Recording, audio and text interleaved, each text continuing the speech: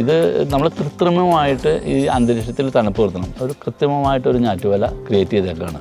അത് പറഞ്ഞാൽ വേനൽ വരുമ്പോൾ നമ്മൾ ആ ഉണക്ക് ഒഴിവാക്കി എടുക്കാം.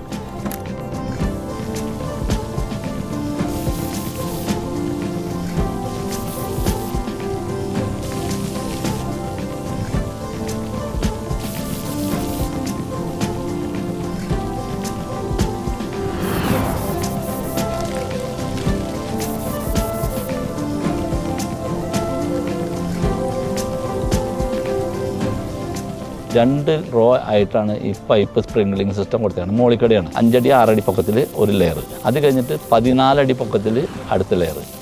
ഈ 5 അടി പൊക്കത്തിൽ കൊടുത്തേക്കുന്ന ലെയർ എന്ന് പറഞ്ഞു കഴിഞ്ഞാൽ രണ്ടും തമ്മിൽ 7.5 മീറ്റർ ഗ്യാപ്പ് ഉണ്ട്. അപ്പോൾ ഈ രണ്ട് സാധനം മോട്ടോർ ഓണാക്കി കഴിയുമ്പോൾ ഈ സ്പ്രിംഗ്ലർ നല്ല കറങ്ങിക്കൊണ്ടിരിക്കും.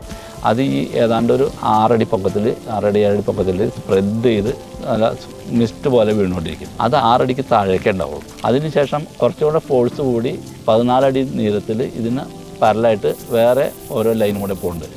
അത് അതിൻ്റെ ടോപ്പിൽ കൂടെ വീഴും. അപ്പോൾ അത് ഏതാണ്ട് കുരുമുളകിൻ്റെ നമ്മുടെ കാലിൻ്റെ പൊക്കത്തിൽ വന്ന് മിസ്റ്റ് പോലെ വീണുകൊണ്ടിരിക്കും. അപ്പോൾ ഈ തോട്ടം മൊത്തത്തിലൊരു ചാറ്റമഴയുടെ പ്രകൃതിയായിരിക്കും നമ്മൾ ചെയ്യുമ്പോൾ. അത് നമ്മൾ ഇല മുഴുവൻ അടിക്കേണ്ട കാര്യമില്ല.